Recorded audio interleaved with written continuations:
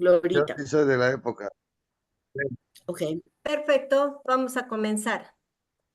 Primeramente quiero dar la bienvenida a todos que están en esta sala.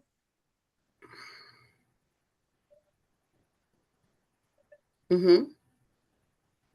Y presentar, ya creo que algunos lo conocen, pero para los que no conocen hay que presentar. Hoy, esta noche, tendremos un tema muy interesante. Identidad en los Andes, segunda parte, su base psicosocial y sus implicancias en prácticas sociales y políticas. Hoy tendremos como ponente a nuestra hermana Cristina Herencia. Ella es P- PhD, PhD. Psicología Social y Estudios Andinos Ojo, Interdisciplinarios. Con nosotros la doctora Cristina Herencia, Mamanina. Mamá Nina. Bienvenido, Eso me gusta más, Glorita. Mamá Nina. Mamanina. Alguien me dijo, pero ¿cómo te haces decir mamá Nina? Es que yo sé lo que significa mamá en el mundo andino, además, ¿no? Es un respeto muy grande. Muchas gracias, Glorita. Es un gusto nuevamente estar con ustedes y porque te conozco y te he visto desde hace por lo menos 8 o 9 años, cuando recién empezabas y Javier nos presentó, y tu evolución ideológico, política, tu madurez como dirigente va en creciendo, ¿no? Ha ido solidificándose cada vez más y el nombre de Micaela Bastidas, claro, para todos nosotros alguien decía, un profesor de la Universidad de San Agustín decía, creo que el único sinónimo de la madre patria es Micaela Bastidas, ¿no? Porque una madre que lo dio todo por la liberación de su pueblo es pues una madre a la cual se le debe honrar con el nombre y con las acciones, porque hay pocas madres que tengan el valor que ella tuvo de aún ofrecer a sus hijos o no por la liberación del pueblo. Y eso, claro, junto con su propia vida y la de su esposo. Pero miren, estamos en la segunda parte de esta charla sobre identidad en los Andes, que le he querido sobre todo compartir con, perdón, le he querido compartir con las Micaelas, porque tiene mucha importancia en movilización política, en movilización, en gente que Tu está audio, luchando. no se te escucha. Ups, perdón. Déjame ver si es que aumento el volumen. Ya. ¿Ahora está mejor, Sí, Glorita? sí, sí, sí. Ya, perfecto. Entonces, es un gusto compartirla con ellas. Es un trabajo, la charla que estoy dando está basada en una investigación que hice, como lo dije la semana pasada, hace un montón de tiempo, ¿no? 35 años nada menos, cuando recién empezaba a ejercer como después de una maestría tempranamente lograda en Estados Unidos, que apoyé a un profesor de la Universidad de Sussex, Inglaterra, haciendo una investigación sobre migración en la ciudad de Lima. Y claro, la ventaja que yo tenía ya entonces era que era bilingüe en castellano y en inglés. Y este profesor no sabía mucho el castellano y claro, yo tenía que hacer las traducciones también para los otros dos asistentes y recoger los datos. Lo que fue para mí muy interesante, como les dije la vez pasada, es que yo viniendo de una formación positivista en psicología experimental, en la cual había entrado justamente para entrenarme en hacer investigación, pero una investigación cuantitativa, exacta, que se modelaba en las ciencias físicas, ciencias naturales, más ciencias físicas, matemáticas, etcétera, pero te removía del mundo real. El participar en una investigación antropológica social con una autoridad en migración en el mundo, había hecho trabajo en África y después en el Medio Oriente y después se vino al Perú. Entonces, para mí fue creo, una experiencia cumbre. Fue realmente una ¿Dónde escuela. está? Perdón, está bien, ¿no? Sí, sí, ¿Prosigo? está bien. Ya.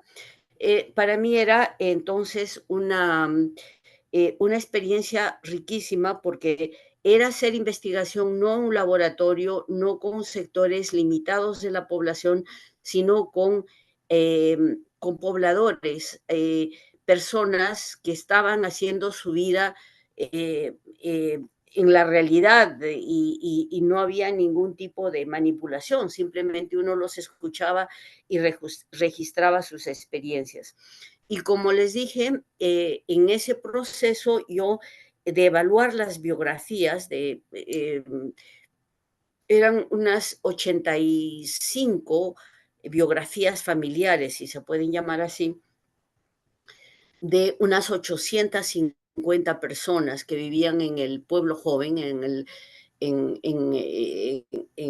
el asentamiento marginal a la ciudad de Lima, y estudiar durante un año, visitarlos, hacer entrevistas y estudiar sus reacciones, pero reproducíamos las entrevistas casi verbatim. Entonces, su forma la narrativa que tenían para expresar sus experiencias con la ciudad, decirnos quiénes eran, qué hacían en la ciudad, eso resultó para mí muy llamativo y es a través de la forma como se autodenominaban y cómo se dirigían a las personas que no eran ellos, que eran la gente de la ciudad, es que yo me di cuenta lo importante que era esa forma de framing, de enmarcar la narrativa. Y eso se constituyó en un tema que ya se estaba investigando, pero de diferentes maneras en la literatura psicológico-social,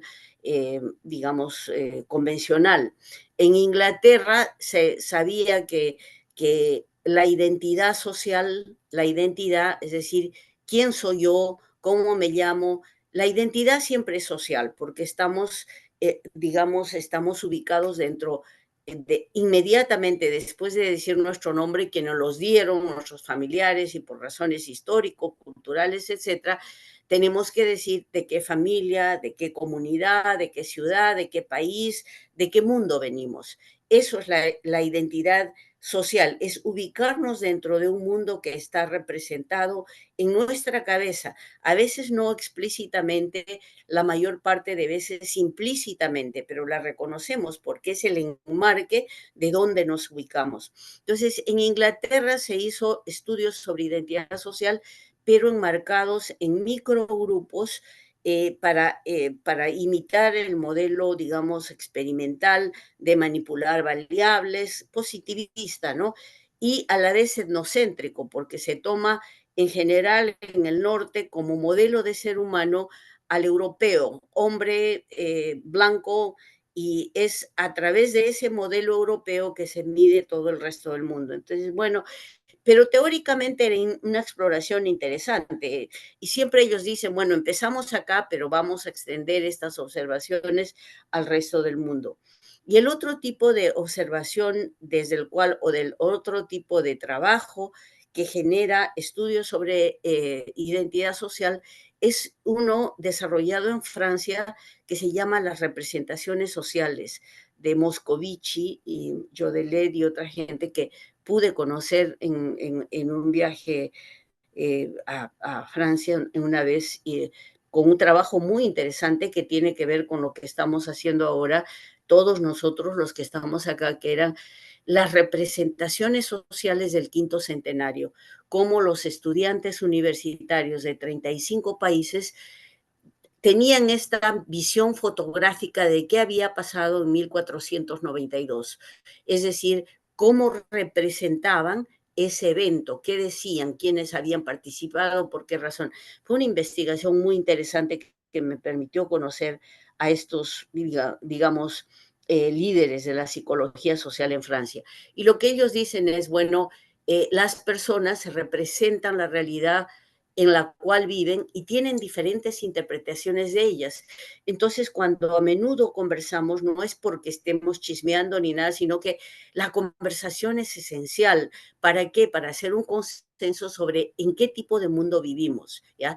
Y eso hay que estudiarlo, porque es de acuerdo a esas representaciones, a esa fotografía que se hace del mundo que nos rodea, que nosotros actuamos individual y colectivamente. Entonces, las representaciones sociales son algo clave.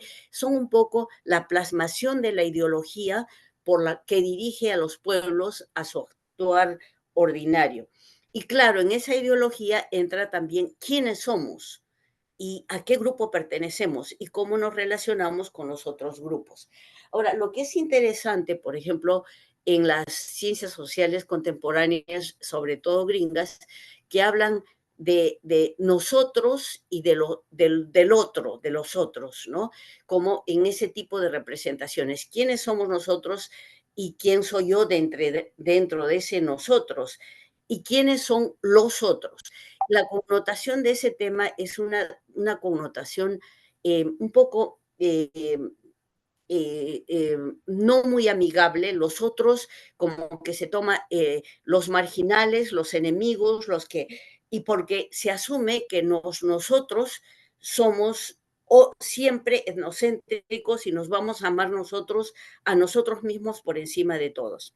Bueno, y después yo vine con esta investigación de campo y me encuentro con que los pobladores, migrantes andinos y costeños también, a quienes comparé con los migrantes andinos, en este pueblo joven tenían una narrativa sobre lo que veían fuera y sobre cómo se veían ellos en relación a la sociedad peruana.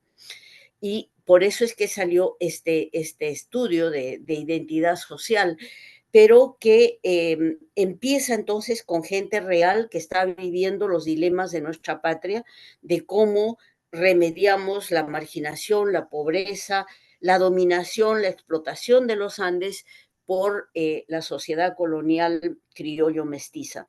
Entonces, ahí encontramos 5 grupos de identidad y se los he mencionado y es interesante ahora en este repaso sobre lo que es la identidad, es que veamos los nombres, la importancia de los nombres. Como les dije, mi primera publicación que fue difundida brevemente en 21 páginas de unas 100 páginas que tenía en el manuscrito original, en una publicación en Venezuela, la primera hablaba de las identidades en términos de indio, identidad india, india genuina, el primer grupo de identidad india completa, que hablaban quechua, tenían relación con sus comunidades de origen, mantenían usos y costumbres de la comunidad de donde provenían y nunca rompieron relaciones con esa comunidad y sobre todo el criterio del habla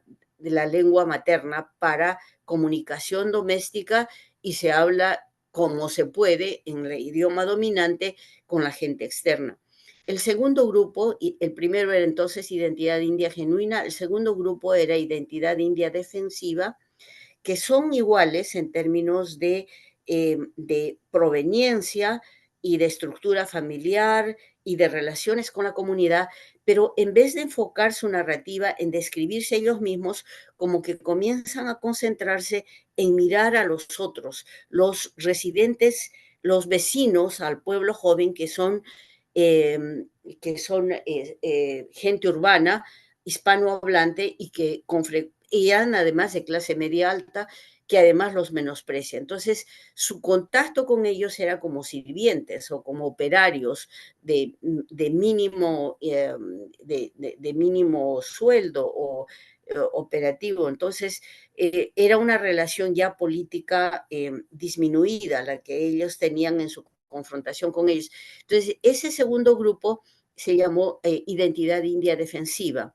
Y el tercer grupo era el grupo de identidad india conflictiva, que era un grupo que ya había conseguido un trabajo en una factoría, en una empresa, tal vez estaban fuera del pueblo joven, viajaban, pero ya tenían un salario y ya tenían una relación con la sociedad dominante. Y en este grupo de identidad india conflictiva ya había como un anclaje en dos mundos diferentes. En algunas cosas eran criollos mestizos y en algunas cosas seguían siendo indios y seguían yendo al club distrital, pero muy, digamos, no tan obligatoriamente, ¿no? Cuando querían, cuando ya hacían algunas cosas de la comunidad de origen, celebraciones y todo, pero también estaban en el mundo dominante, identidad india conflictiva y tenían valores ya tanto andinos como urbanos. Y los valores son centrales en los grupos de identidad.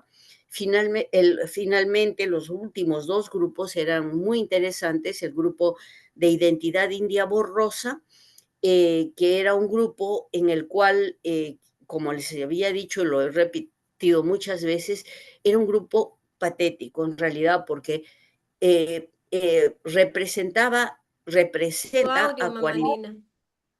De nuevo, espérate, gracias, espera.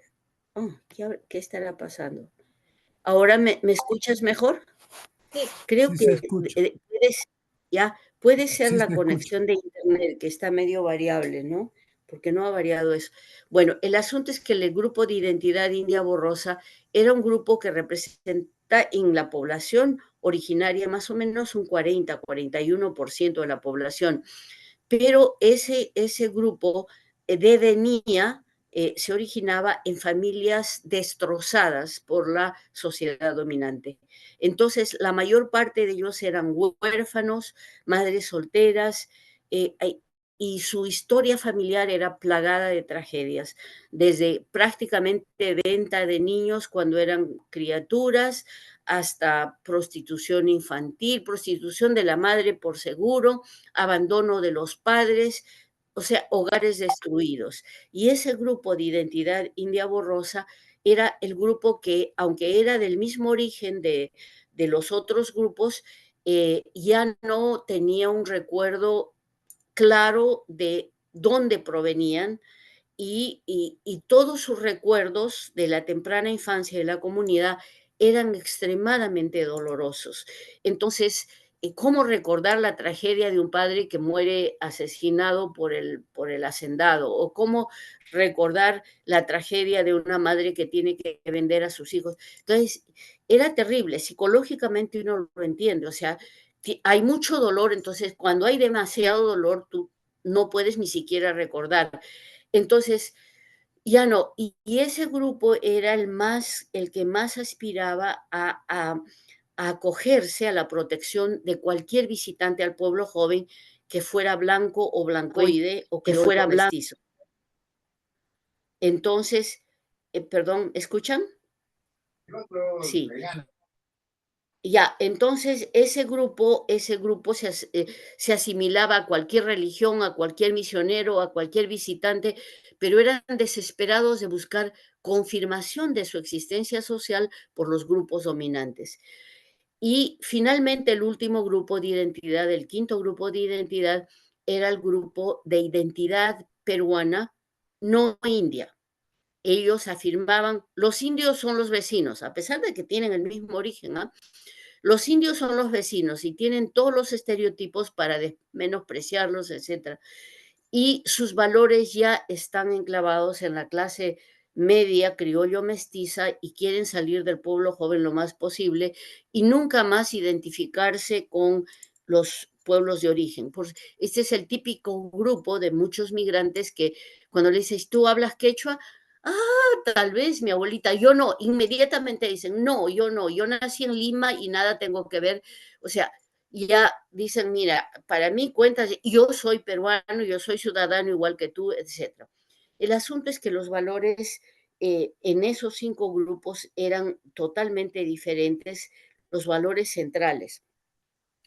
Entonces, ¿por qué es importante la denominación? Esta denominación identidad india que utilicé en la primera descripción, después, unos años más tarde, la cambié a eh, identidad originaria, genuina, defensiva, conflictiva, borrosa, identidad no originaria o anti-originaria. Como ven, me estaba tratando de a venir, o sea, a hacerme un espacio a gente que objeta el nombre indio para la denominación de los pueblos originarios, ¿no? Y entonces, en eso quedó una segunda etapa. Pero últimamente al revisar mis notas digo, es que yo misma estoy mal, porque no es identidad originaria, no es identidad india, que es la impuesta por los grupos dominantes, se debe llamar más bien identidad runa en quechua. Runa es un ser humano en quechua. Y entonces, identidad runa, genuina, que no necesita en realidad calificativos, identidad runa defensiva, runa conflictiva, runa borrosa e identidad antiruna o identidad peruana criollo mestiza. Ya, esos son los. Entonces, lo que es importante acerca de este repaso, hermanos, me van a disculpar la repetición que los debe haber aburrido a algunos de ustedes, es que los nombres son muy importantes. Es el término con el cual denominamos algo tiene importancia en ser fiel a la naturaleza del fenómeno del cual estamos hablando, del cual estamos discutiendo. Entonces, lo más que nos acerquemos en términos originarios, recuperemos las lenguas maternas de los pueblos originarios, mejor, ¿no? Y hay que recuperar el idioma para hablar de nosotros mismos. Y en esta parte del continente, es decir, de 7 de 11 países del continente, el runa simi es pues la lengua franca y es la lengua más amplia hablada por pueblos originarios en todo el continente.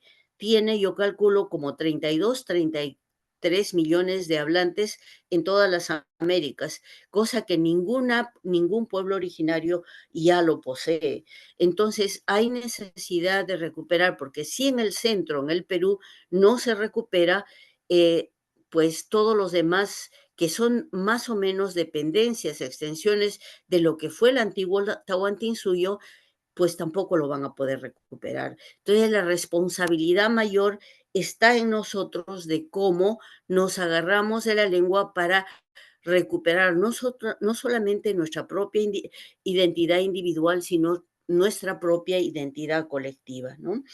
Entonces, ese es el asunto de la identidad en general.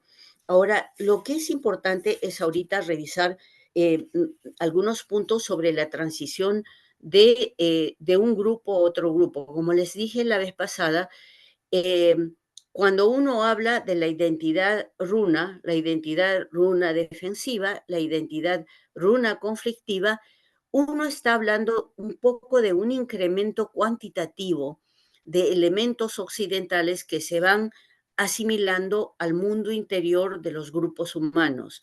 Pero cuando uno pasa del grupo de identidad conflictiva al grupo de identidad runa borrosa, ahí sí hay un salto cualitativo. Es como se está cambiando de un polo, de una parte del continente a otro continente. Y lo que es importante en esto es que los dos polos representan dos mundos, dos culturas, dos cosmovisiones, dos sistemas de valores totalmente diferentes y que tienen influencia en todos los aspectos de vida. Y esta polaridad de identidades que encontré en el pueblo joven tiene, por ejemplo, importancia en cuanto a los roles sexuales. En los grupos de identidad originaria, especialmente en el primero, pero en el defensivo también, la forma de crianza, y este es un campo psicosocial, es de lo que yo hablo, en bases psicosociales de la identidad, es que la crianza de los niños hasta los 12 años de edad se mantiene pareja, es igual, es homogénea. Niñas y niños realizan las mismas tareas y asumen las mismas responsabilidades, tienen los mismos deberes y se espera de ellos exactamente lo mismo, física y psicológicamente. Es durante la menarquía donde ya la separación de género se opera y las niñas ya entran a un mundo un poquito separado y los varones hacen otro. Pero el régimen fundamental de formación de infancia temprana es homogéneo para niñas y niños. ¿Qué implica esto? Que no se merma el potencial físico e intelectual de las niñas en la crianza de niños, de los niños de identidad runa. En cambio, en el polo de identidad criollo mestiza occidental, desde pequeños a los niños se los separa por sexo. Ya ven, ya ustedes se imaginan o lo tienen en mente el color azul para los bebitos varones, el color rosado para las niñas mujeres, y después toda una serie de patrones que en realidad lo que hacen es decirle a la niña, tú eres débil, tú debes ser confinada, tú no puedes salir de casa, tú tienes que servir en la casa y tienes que hacerte lo más atractiva posible para atraer al poderoso mundo masculino que es el cual te va a proteger, ¿no? Entonces se le hace a la niña un ser, al ser humano, mujer, un ser dependiente y disminuido. Y eso tiene consecuencias sociales enormes, no solamente en la naturaleza, la fortaleza, la inteligencia, la independencia de las mujeres en una u otra cultura, sino también en la dinámica social que se establece en los dos mundos. Porque mientras en un mundo las mujeres siempre son personas, siempre se les consulta acerca de las relaciones, digamos, políticas, sociales, de cómo se hace la producción, cómo se debe determinar las cosas. En el mundo criollo mestizo no se hace eso. Se asume que el padre o el varón representa todo y él le va a decir a su mujer, y su mujer o su madre y sus hermanas van a obedecer lo que el padre dice, pero ellas no se informan directamente del asunto. Entonces, tiene consecuencias políticas enormes y es un sistema que son dos sistemas que están juntos, pero tienen dos lenguajes políticos sociales totalmente diferentes. ¿Ya? Ahora, claro, el Estado y el poder del gobierno y del Estado criollo mestizo hace que todo lo que se avale en la sociedad peruana tiene que ver con este patrón patriarcal, el patrón de propiedad privada, de disolución de la comunidad. ¿Cuáles son los valores centrales en el mundo runa? Los valores centrales, tal cual yo los observé en la investigación, son sobre todo el trabajo. Todo, desde los bebitos más pequeños tienen que empezar a hacer cosas útiles que colaboren con el trabajo familiar. Los niños pueden estar pelando habitas, pueden estar alimentando a los pollitos, pueden estar haciendo cualquier cosa, pero se recompensa por los padres de ambos sexos cualquier tipo de colaboración laboral que los niños tienen en la medida de su capacidad física y psicológica, ¿ya? En cambio, en el otro grupo, en el polo de identidad criollo mestiza, las niñas tienen que hacer ciertos trabajos que son supuestamente físicamente menos exigentes. Para levantar un bloque o llevar un peso pesado se llama el niño, pero todo lo demás lo tiene que hacer la niña, ¿no? Servir, planchar, alimentar, ayudar a la madre, todo, pero se asume que ella es más débil y que tiene menor capacidad. En cuanto a la libertad que tienen niñas y niños, son dos mundos diferentes, ¿no?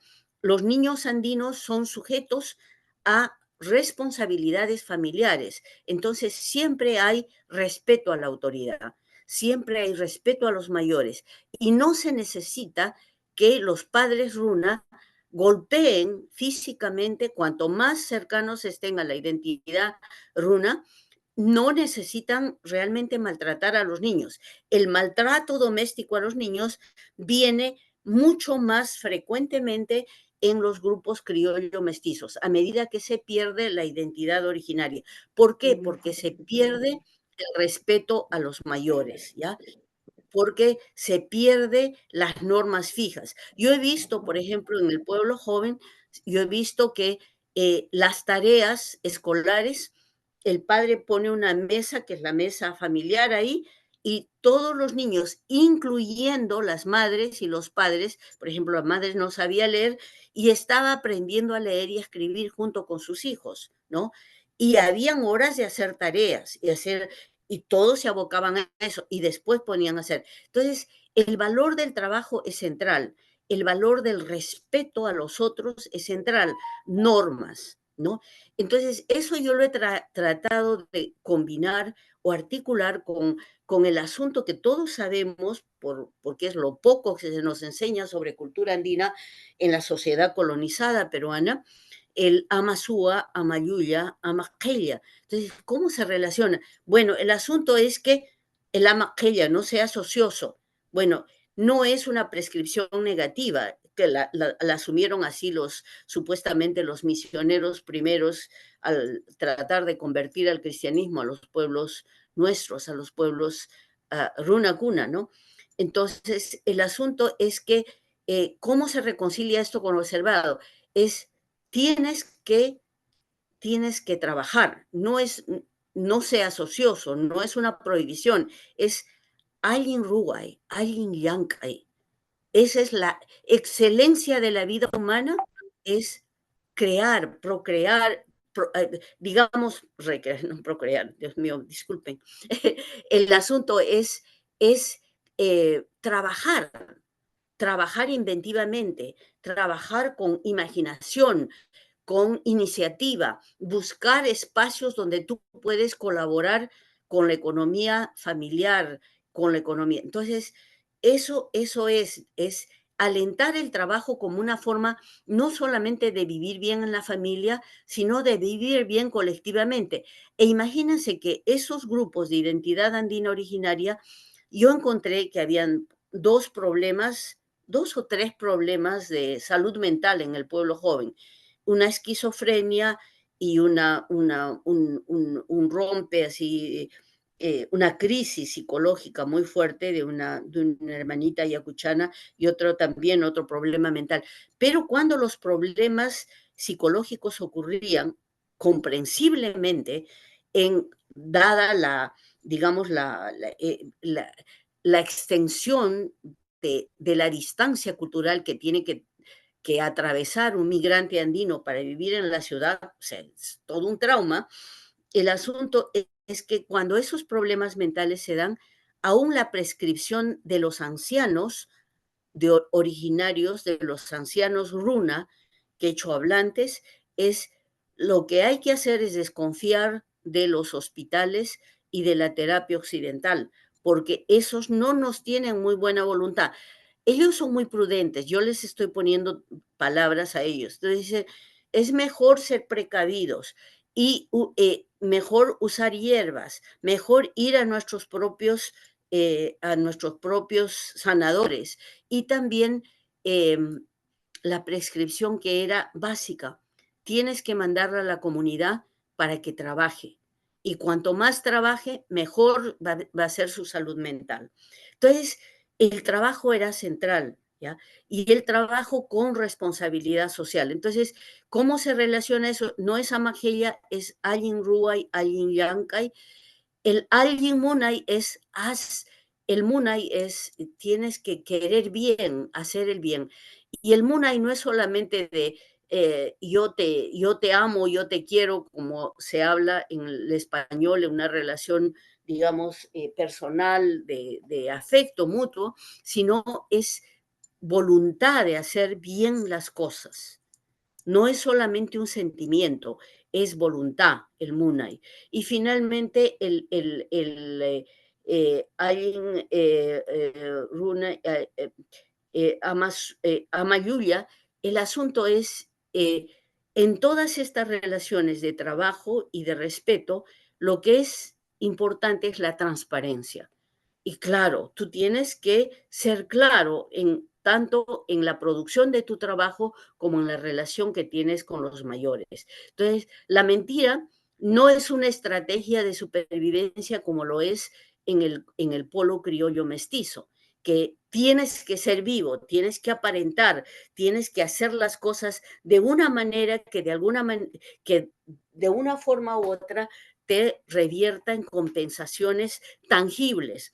Y eres glorificado si eres, pues, pero mira qué vivo, eres un triunfador, has agarrado, has robado y estás ahí en la cumbre. Entonces, eso es una maravilla. Entonces, se rompe el anclaje ético-social en el polo criollo mestizo, ¿ya? Ahora, hay dos cosas, ¿cómo estoy de tiempo, mamita? Ya tenemos como por lo menos una media horita más, 20 minutos más. Sí, porque tengo dos temas que no te escucho bien, estás con el micro apagado. ¿Qué dices? Con tal que nuestros hermanos de la sala no se aburran o no se No se queden aburran, dormidas. no, y no se aburran y por favor no tengan, que anoten preguntas o cosas así, Así es. porque es importante, ¿no? Para poder tener un tiempito. Hay dos espacios que les había dicho que es importante esto de las bases psicosociales de la identidad social y es sus implicancias sociales.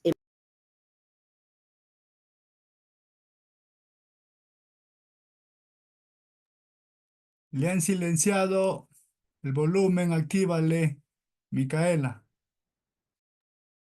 Manina. Ya, ya estoy, ya puse ya. Ok. No sé qué pasó, ¿ya? Sí. Entonces, son dos aspectos que son bien importantes, el aspecto educativo y el aspecto político, ¿ya?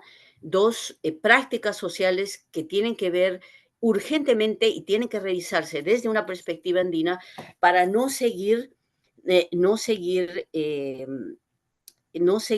siendo vehículos de la muerte de una gran civilización como es la civilización andina. Es la educación y las prácticas políticas. La educación es importante porque se imaginan lo que es si, primero, cómo es la educación en el mundo andino, cómo podría ser, cómo era en el mundo originario andino. Por ejemplo, de acuerdo a la descripción que Guamán Poma de Ayala, uno de los pocos cronistas indios que tenemos, nos pone cómo se criaba a los niños varones y a las mujeres, ¿no? Qué tipo de formación humana tenían desde las comunidades en tiempos prehispánicos. Pero ahora cuando vemos las comunidades, ¿cómo sería la educación si las comunidades y si el mundo runa decidiera por sí mismo cómo va a ser su educación? Es una educación y la base de lo que yo voy a discutir sobre este asunto tiene que ver con dos investigaciones que he hecho relacionadas a la educación. Una es una investigación con UNESCO sobre la escuela, textos escolares en la escuela y representaciones de lo femenino y lo masculino en los textos escolares peruanos y además la dinámica escolar peruana.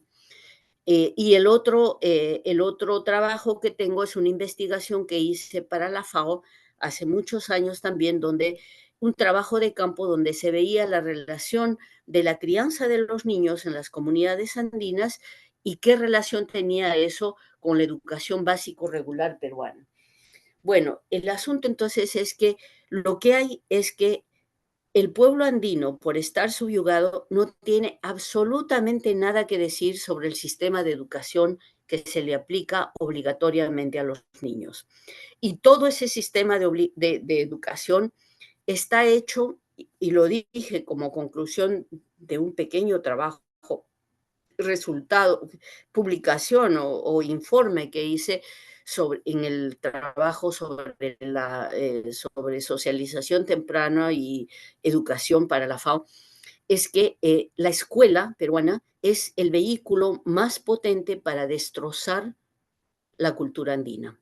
¿Por qué? Porque se recluta a los niños cuando son bebés, se los remueve de la familia y se los somete a un tipo de concepción occidental de entrenamiento de los niños, que se los saca de la comunidad y se los pone como una granja de pollos en diferentes niveles de edad. que van progresando a través, pero no hay grupos integrados ni mucho menos. Entonces, ¿y qué se hace? Es un modelo militar. Tan modelo militar es que tiene uniformes, ¿no? Que tenía uniformes, no sé si se acuerdan ahora, no sé si habrán tanto los uniformes en las escuelas. Entonces, disciplina militar. Pero ¿qué aprenden a los niños? Están ahí entre 6 y 8 horas, de las cuales servibles para aprender no son más de 3 que aprenden materias. El resto, por lo menos 50 a 70%, se les enseña antivalores andinos, que son, primero, la ociosidad. Es lindo si estás ahí haciendo, esperando, haciendo la ociosidad, o sea, no trabajo, no colaboración, jugar y perder el tiempo, ¿ya? Sin función. Y en segundo lugar, competencia entre ellos para ver quiénes tienen mejores calificaciones y cómo puedes agarrar eso, individualismo. Y después unas disciplinas que tienen, igual se las puede tomar independientemente, matemáticas, lenguaje, cosas básicas, eh, pero que se las da de manera, mira, en las comunidades, en lo que yo vi en años, digamos, eh, post, en los años tardíos de primaria, y nunca fui a observar, digamos, la enseñanza en colegios secundarios, pero la pedagogía es totalmente limitada, limitada y dañina para los niños. Entonces, pero, ¿qué hace la población andina que no tiene ningún tipo de prerrogativa para afectar la conducción de esa currícula de estudios que no tiene que y que destroza directamente los valores andinos, ¿no?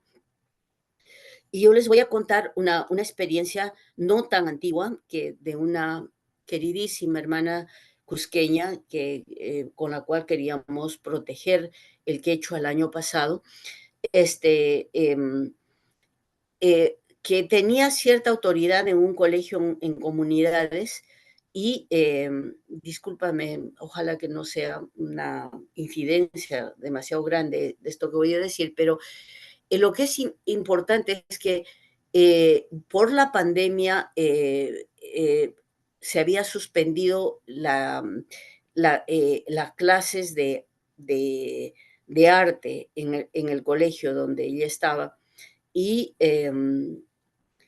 y se sugirió que más bien se invitara, porque la persona que iba a hacer arte estaba mal, entonces se sugirió que vinieran tejedoras de textiles de las comunidades vecinas a las cuales pertenecían los niños para hacer la hora de arte. ¿Qué mejor lección de arte puede tener un niño andino que aprender todo lo que hay de sacar la lana, teñirla, hilarla y tejerla y hacer la decoración? Es una escuela no solamente de arte de dibujitos, es una escuela completa. Bueno, hicieron traer a las tejedoras vecinas, los niños felices porque estaban haciendo algo que conocían y además todas las tejedoras eran quechohablantes y el idioma era el quechua. Y uy, de nuevo se ha cortado esto. Ah, no, está bien. Está bien. Está bien, está bien. Ya, está bien, ya. El asunto es que una vez que las autoridades de la región se enteraron de ese cambio, donde los niños estaban felices, castigaron a la persona que invitó a las tejedoras andinas a hacer arte en la comunidad. Y la castigaron seriamente, sin sueldo por varios meses. O sea, para que vean, cómo es la imposición del sistema estatal criollo mestizo sin intervención de las comunidades originarias. Entonces, ¿qué hace un padre desesperado que no solamente no tienes futuro en la comunidad, sino que la única manera de progresar es meterle meter a tus hijos en esta máquina deformadora y aunque tú lo vas a hacer cumplir sus obligaciones, sus tareas, y va a ser un alumno extraordinario, sobre todo en los grupos de identidad runa, porque son trabajadores, son responsables, son honestos, ¿no? Y son respetuosos. Es una maravilla de ser humano. Entonces, tienen un éxito tan grande en el colegio que terminan en los primeros puestos y después terminan yendo a la universidad y después terminan en trabajos de alta responsabilidad y después migran al extranjero y se casan con gringa y han tenido un éxito completo. ¿Ven la figura? ¿Ya? Eso es los valores andinos en una situación donde el pueblo andino no tiene control sobre el proceso educativo. ¿Ya? Entonces, eso es muy serio, porque los pueblos con identidad runa en las comunidades tienen que tener asidero y determinación y soberanía sobre la forma cómo van a educar con sus propios valores y entre los valores no solamente son el trabajo, sino son el aprendizaje tiene que hacerse alrededor del trabajo y alrededor de grupos humanos con diferentes edades.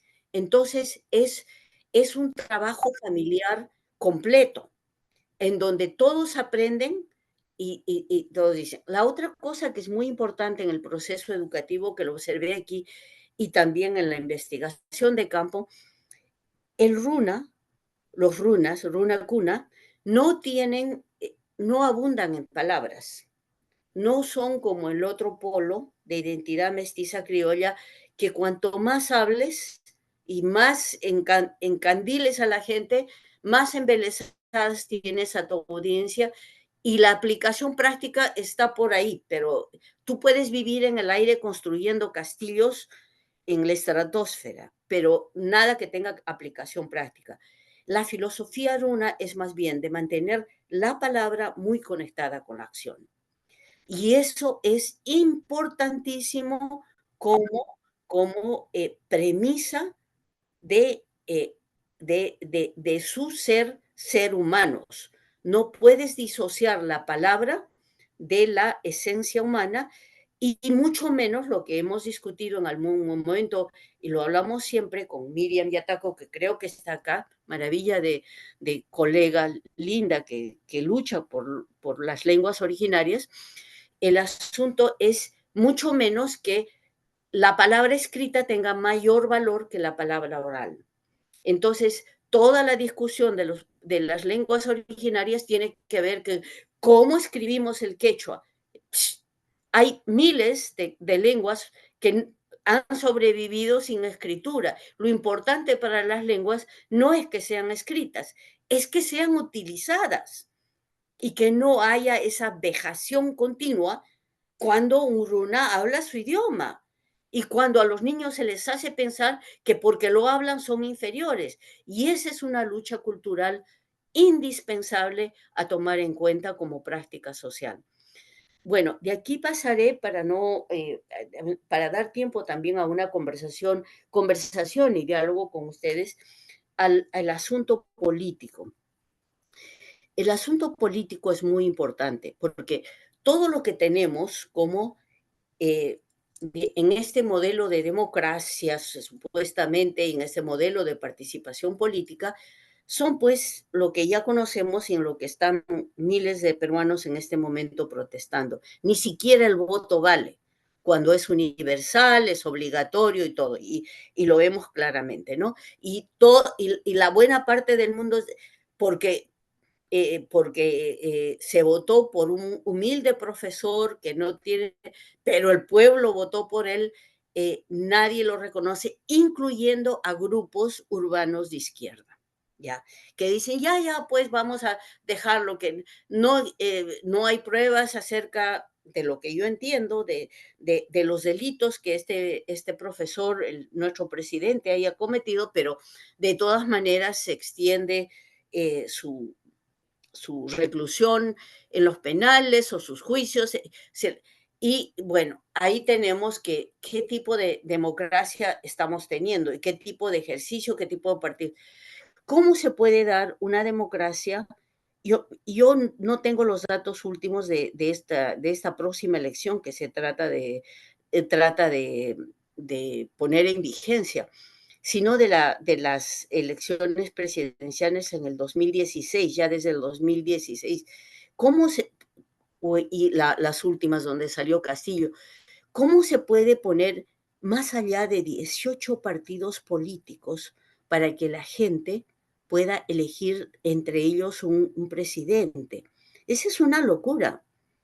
Máximo, han visto que en los Estados Unidos hay dos, y creo que en el fondo hay solamente uno. Y ese es un problema también terrible en ese tipo de modelo de determinación política. Pero la capacidad de procesamiento de información de un ser humano, y esto biológicamente hablando, no pasa de más allá de 7 elementos a la vez. Si tienes más de 7 elementos, ya no puede, el cerebro no puede dar. Pero tienes acá 18. En las elecciones regionales en Arequipa se tuvieron 32 postulantes a gobierno regional. Entonces, cuando yo les digo a colegas de izquierda, pues eso es una locura. O sea, esto se están burlando de la capacidad de la gente de decir. Es imposible juzgar todo eso, a no ser que tengas capillas de seguidores, pero lo que estás haciendo es dividir a todo el pueblo en minúsculos partidos. Pero lo terrible es que, por ejemplo, de los 18 partidos en la elección de Castillo, 12 eran caras alternas de la misma candidata. Entonces, cuando uno se quita, dice, bueno, te damos para que tú entres. 12 de los 18. Entonces, ese es el modelo político con el cual 2/3 del pueblo peruano tiene que avenirse. De los 2/3 del pueblo peruano que tiene raíces originarias, solamente el primer tercio es de identidad runa, ya sea originaria total o originaria eh, defensiva o aún conflictiva, ¿no?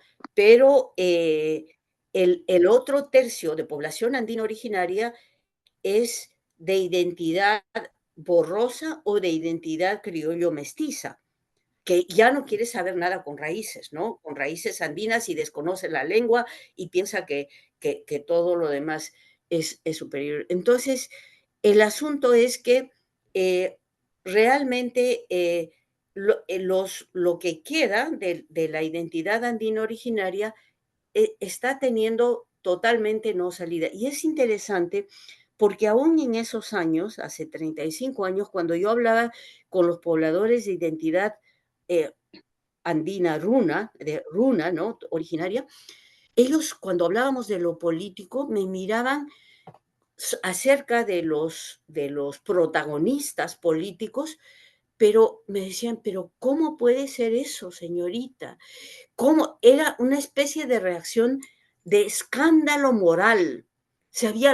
¿Cómo puede haber un candidato que pueda mentir, que pueda robar? No lo concebimos. En el mundo runa eso no se concibe. Pero a medida que tú vas al mundo criollo mestizo, es que tú tienes que ser vivo. No, ya sé, son unos ladrones, hacen eso, hacen sus jugaditas, pero bueno, uno tiene que ver cómo se hace, ¿no?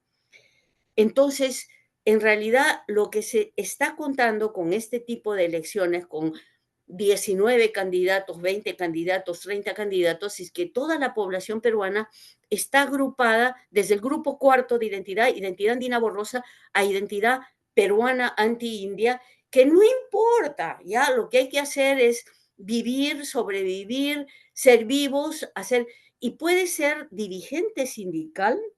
Eso encontramos con los grupos de identidad criolla que decían, no, ya no hablamos el quechua, sí, mi madre, mi abuelita, pero ya nosotros no tenemos nada que ver con eso.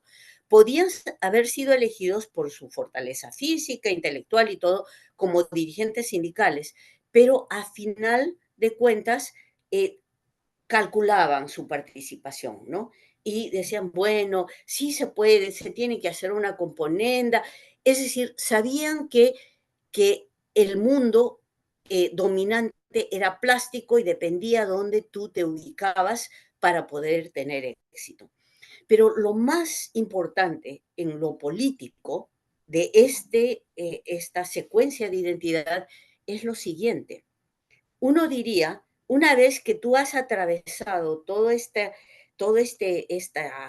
esta gama de identidades, entonces ya el grupo de identidad peruana pues es un ciudadano, hay que formar la ciudadanía, ya es un ciudadano peruano, habla, vota, participa, es en la visión subconsciente criollo mestiza es un ser humano, los otros no son seres humanos, ya, pero este ya es un ciudadano, pero cuando tú hablas sobre la visión que este grupo peruano tiene sobre el Perú, te dicen, no, el Perú es un desastre, acá no se puede prosperar, acá no se puede hacer nada, está lleno de gente con la cual uno no puede confiar. Entonces, el único futuro, todo lo exterior, todo lo extranjero es lo mejor. Y el único futuro, sobre todo para nuestros hijos, es que se vayan fuera, porque acá no hay futuro. Entonces, ¿en qué quedamos? ¿Quién defiende el país? ¿Quién defiende el territorio si el grupo ciudadano tiene ya un automenosprecio y no confía en las reglas de juego del sistema? Y más bien es parte del sistema. ¿Se dan cuenta lo serio que es esto? Entonces, ¿qué vamos a hacer? A eso se suma otra cosa más. Es que en el grupo criollo mestizo se piensa 52% de la población que es femenina, bueno, hay que darles participación, hay que ponerlas a la moda, hay que poner una mujer como primer ministro, hay que poner lo que sea, pero tiene que tener ciertas cualidades, ciertos rasgos que la hagan apetecible, manejable desde el poder patriarcal criollo mestizo. O sea, no es la participación de 52% de las mujeres que somos de todas las edades, somos niñas, jóvenes, madres, abuelas, ancianas, somos seres reales que estamos cuidando la vida y protegiendo todo, pero en ese espectro político las mujeres no entran, ¿no? Entonces, ese es un problema muy, muy serio de lo que nos ofrece la colonización. Finalmente, creo que esto ya va a ser el final, ya me abro para las preguntas que ustedes tengan. Dos cosas. Primero, ¿cuál es el significado del mestizaje como promesa de identidad social? Ustedes han escuchado, y eso se predicó sobre todo glorificando a México por ser un ejemplo latinoamericano de cómo se habían integrado y habían confluido dos razas diferentes, la raza originaria y la raza europea, para hacer una mezcla mágica. El, el, hay un autor mexicano que lo habla, raza cósmica, que va a tener todos los genes de ambas razas y que va a cambiar el mundo, etcétera. Lo que tenemos puede ser si es que hubiera igualdad de poder entre las dos razas, pero lo que es importante en la idea del mestizaje es que es un mito, y particularmente en el Perú es un mito, porque aquí nunca hubo más allá de 12% de gente blanca. Todo el resto eran indios o negros u otros grupos que después se incorporaron. Entonces, ¿cómo hacer un mestizaje de dos seres de igual poder, digamos, indígena y blanco, cuando tú tienes una minoría blanca y una mayoría que no es blanca y que no tiene poder político? Entonces, el mestizo no es producto del amor igual de un hombre blanco que se enamora de una princesa india y procrea hijos. El mestizo o la mestiza es hija de violación.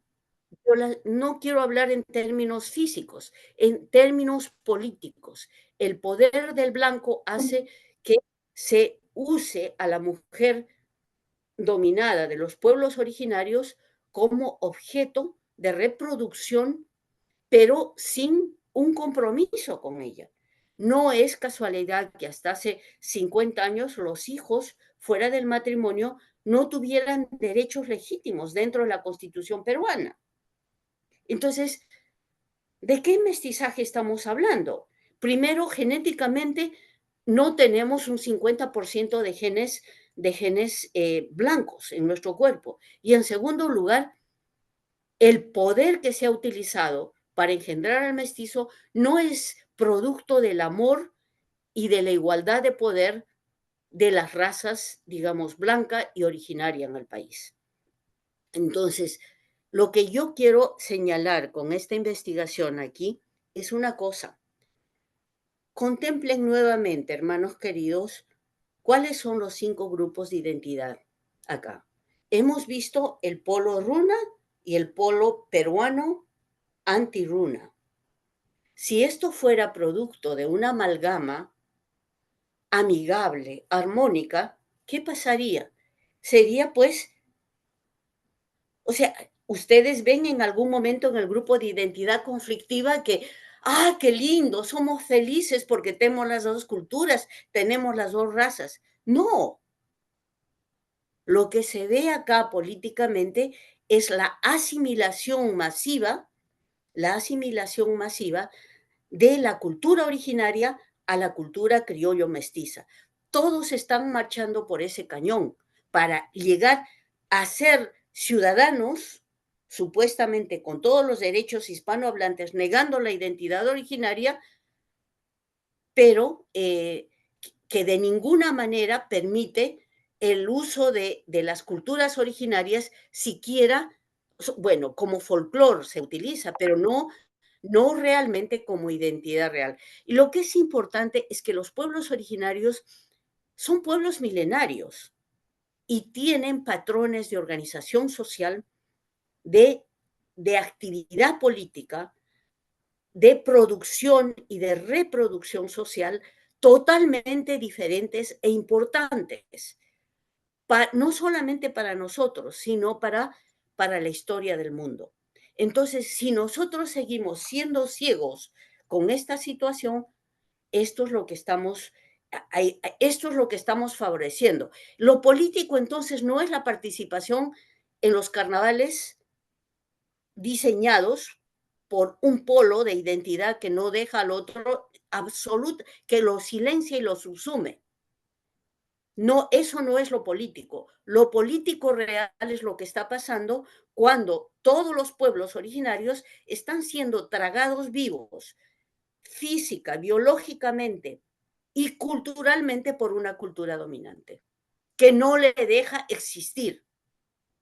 Y nosotros somos producto de eso. Somos hijos de ese pueblo. Somos de repente producto en nuestros antepasados, nuestras abuelas, nuestros abuelos, de penas muy grandes como son la violencia física, la esclavización prácticamente. Pero claro, ya no podemos ver eso porque ahora nos estamos vistiendo bien elegantitas y estamos desfilando y bien disfrazadas, aparecemos como occidentales, como iguales derechos, pero desconociendo a nuestra madre originaria, ¿ya? Entonces, ese es el dilema del mestizaje y lo que implica. Y esto sí, les aseguro que es el final para darles espacio a preguntas. Hace 35 años, cuando escribí el primer informe de esta investigación, mi conclusión era la siguiente. Lo que yo veo es que la amenaza a la cultura andina a través de medios psicológicos es mortal. Y es mortal por el lado del triunfo y es como una tenaza. Una de las cuchillas es el triunfo y otra de las cuchillas es el fracaso. El triunfo, porque les dije, en el grupo de identidad runa son tan excelentes personas, las prácticas de socialización son tan increíblemente sabias y claro, yo soy muy muy sesgada. Eso lo tienen que tomar, ¿ya? Pero admiro profundamente lo que, comparando la crianza de niños en comunidades con muchas otras culturas, porque todo mi trabajo es en psicología, en las comunidades se crea un ser humano impresionantemente balanceado, ¿ya? Es tan admirable esa crianza, esos valores, y después, a resultas de seguir con su trabajo, con su honestidad, con sus valores, dentro del sistema dominante, estos grupos triunfan y llegan a ser pintores famosos, llegan a ser ministros de minería, llegan a ser, sobre todo si migran fuera, médicos famosos que no han tenido futuro acá por ser indios, pero están enseñando en la Universidad de Columbia o en otra parte, y hay cientos de esos. Triunfan y pueden de repente dar y mirar con misericordia lo que está pasando acá en el Perú, el destrozo de sus raíces. Pero ellos ya están casados con gringas, con gente blanca, y están ubicados en otro lugar. Su éxito es en otro lugar. ¿Quién en el mundo va a reproducir la cultura andina local si ellos han sido expelidos para triunfar fuera? Esa es una de las hojas de la tenaza. Y la otra hoja de la tenaza es el fracaso. Y el fracaso lo representa exactamente el cuarto grupo de identidad andina originaria, que es el grupo de identidad runa borrosa, donde se destroza a la familia andina. Y cuando yo he hecho comparaciones del porcentaje de familias andinas que son destrozadas históricamente en el país, estamos, hermanos queridos, en una guerra continua que nunca ha cesado, porque destrozas la familia, destrozas la transmisión cultural, destrozas el idioma, destrozas el ser humano que tiene que pedir misericordia para sobrevivir físicamente al sistema dominante. Creo que con eso cierro, hermanos. Y estoy abierta a preguntas.